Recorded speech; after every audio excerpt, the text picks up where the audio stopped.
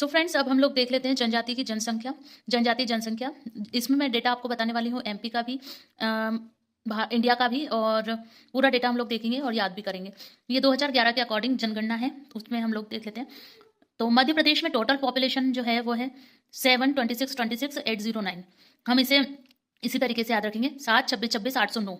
और इसी तरीके से एसटी जो पॉपुलेशन है वो है 1, 53, 16, 784। 1, 53, 16, 784। इसे हम 4-5 बार आप बोलेंगे तो आपको याद हो जाएगा। ठीक है, अब जनसंख्या हम लोगों ने देख लिया है। अब दश की वृद्धि देख लेते हैं। पहले जनजाति की जनसंख्या देख लेते हैं और उनका प्रतिशत। जनजातीय जनसंख्या का जो प्रतिशत है वो भारत में 8.6% है।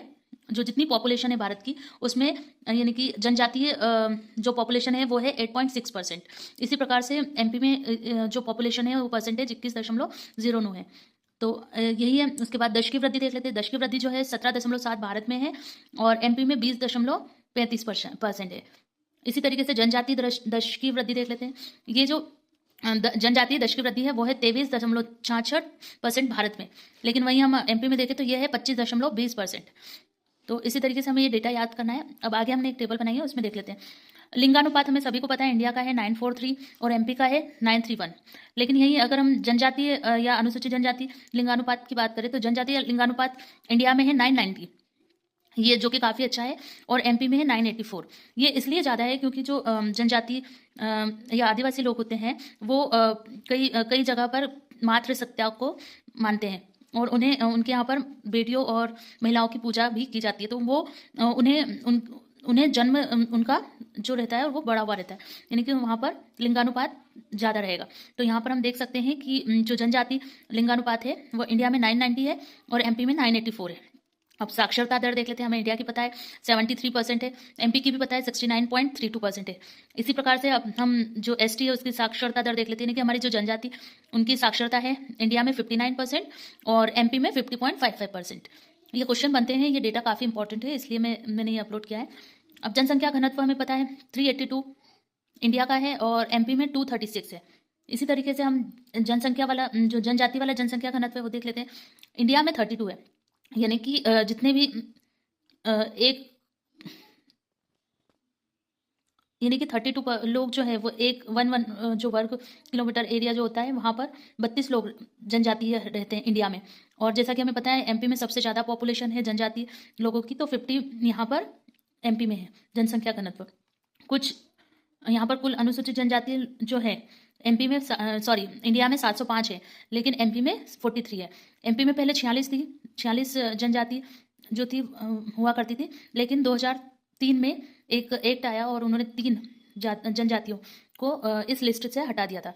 वह थी कीर, मीना और एक और है, आगे हम लोग देख लेंगे। तीनों को हटा दिया गया था। अब कुल जो है पिछड़ी जनजाति इंडिया में है 75 और यहाँ मध्य प्रदेश में है 3, जो कि है सहरिया, भारिया और बैगा। ये विशेष रूप से पिछड़ी जनजाति है एमपी में। तो इस तरीके से आगे हम लोग देख लेते हैं। जो 3 जनजाति में बता रही थी कि 8 जनवरी 2003 को 3 जनजाति को जनजाति 46 में से हटा दिया था लिस्ट में से। वो थी कीर, पारधी और मीना, ये तीनों जनजातियाँ थी। आगे देख लेते हैं। मध्य प्रदेश में जनसंख्या टोटल जनसंख्या जो है वो है 7, 26, 26, 809, हमने अभी देखा था। अब मध्य प्रदेश में जनजातीय जनसंख्या है 1, 53, 16, 784। 1, 53, 16, 784। तो यहाँ पर अब देख लेते हैं सर्वाधिक अनुसूचित जनजाति वाला राज्य कौन सा है? मध्य प्रदेश। सभी को पता है मध्य प्रदेश है, लेकिन यहीं पर एक ट्विस्ट है। सर्वाधिक अनुसूचित जनजाति वाला परसेंटेज वाला राज्य कौन सा है? वो है मिजोरम। मिजोरम ये हमें पता है कि परसेंटेज जो है वो पॉपुलेशन के अकॉर्डिंग निकलता है। तो मिजोरम में जो पॉपुलेशन है उसमें जो अनुसूचित जनजाति का परसेंटेज है वो ज़्यादा है, इसलिए यहाँ पर मिजोरम है। और हमारे मध्य प्रदेश का नंबर यहीं पर परसेंटेज में देखा जाए तो 13 नंबर पे आता है। तो ये सारा जो डेटा है ये 2011 की पॉपुलेशन जो थी, मतलब जो डेटा है जनजातीय जनसंख्या का, वो हम लोग देख रहे हैं। उसके बाद अभी कोई जनसंख्या की काउंटिंग नहीं हुई है, तो यही डेटा पूछा जाएगा। मध्य प्रदेश में जनजातीय जनसंख्या का सिर्फ 6.8% नगर में निवास करता है। नगर में निवास करता है, यानी कि जो हमारे यहाँ की जो जनजातीय जनसंख्या है, यानी कि एसटी पॉपुलेशन है, वो सिर्फ और सिर्फ 6.8% ही लोग जो है वो नगर में निवास करते हैं, बाकी सब गाँव में रहते हैं। तो ये भी एक इंपॉर्टेंट डेटा है, हमें याद रखना है। मध्य प्रदेश में शहरी क्षेत्र में आदिवासियों के निवास की दृष्टि से कौन सा जिला शीर्ष पर है? अब आदिवासी मध्य प्रदेश में सबसे ज़्यादा कौन से जिले में है? तो वो है भिंड। और इसी प्रकार से अगर हम गाँव में देखे जाए तो कौन सा कम यानी कि शहरी क्षेत्र कम वाला कौन सा है? तो वो होगा डिंडोरी। ठीक है। और मध्य प्रदेश में तहसील, जैसे कि हमें पता है मध्य प्रदेश में तहसील है 436, मध्य प्रदेश में विकासखंड है 313 और जनजातीय आदिवासी के विकासखंड है 89। ये डेटा भी हमें इंक्लूड करना है। अब 46 एसटी की हमारे यहाँ पर जो जनजाति जो लिस्ट थी अधिसूचित वो 46 की थी, लेकिन यही 8 जनवरी 2003 को हमने इन्हें 3 यानी कि कीर, पारधी और मीणा को हटाकर इस लिस्ट से हटा दिया था, तो ये 43 रह गई थी। अब यहाँ पर कुछ 3 जातियाँ जो जनजाति जो है वो विशेष रूप से पिछड़ी जनजाति है, PVTGS जिसे कहते हैं, तो वह है बेगा जो कि बेगाचक एरिया की है, भारिया जो कि पातालकोट की है, सहरिया जो कि हमें पता है उत्तरी क्षेत्र में ज़्यादा पाई जाती है मध्य प्रदेश में। तो इस तरीके से ये डेटा है, हमें इसे काफ़ी अच्छे से पढ़ना है 2-3 बार तो याद हो जाएगा। कुछ और इंपॉर्टेंट पॉइंट भी है। सार्वजनिक एसटी जनसंख्या, सॉरी सर्वाधिक एसटी की जनसंख्या वाले जिले, तो यहाँ पर जो एसटी जनसंख्या सबसे ज़्यादा कौन से एरिया में है वो है धार, बड़वानी और झाबुआ। सबसे पहले धार है, फिर बड़वानी और फिर झाबुआ। वहीं न्यूनतम एसटी जनसंख्या वाले जिले हैं भिंड, दतिया और मुरैना। इसी प्रकार से यहाँ पर परसेंटेज वाले जिले भी है अलीराजपुर, झाबुआ और बड़वानी, यहाँ पर सर्वाधिक है। और न्यूनतम एसटी परसेंटेज वाले जिले हैं भिंड, मुरैना, दतिया। जो हमने ऊपर भिंड, दतिया, मुरैना देखा था उसी को भिंड, मुरैना, दतिया करना है, यानी कि न्यूनतम वाले परसेंटेज में भिंड, मुरैना, दतिया है। और यहाँ पर धार, बड़वानी, झाबुआ था, यहाँ पर अलीराजपुर, झाबुआ, बड़वानी है। इस तरीके से इसे लर्न करना है। मध्य प्रदेश में जो सबसे ज़्यादा जनजाति है वो भील जनजाति है, उसके बाद है गोंड, सबसे बड़ी वाली जो है भील है, फिर गोंड है, फिर कोल है, उसके बाद कोरकुर, सहरिया और बेगा। हमें ये तो पता है कि भील सबसे ज़्यादा हमारे यहाँ पर MP में है, उसके बाद सेकंड नंबर पर गोंड जनजाति है, फिर कोल है, फिर कोरकू है, फिर सहरिया है, फिर बेगा है।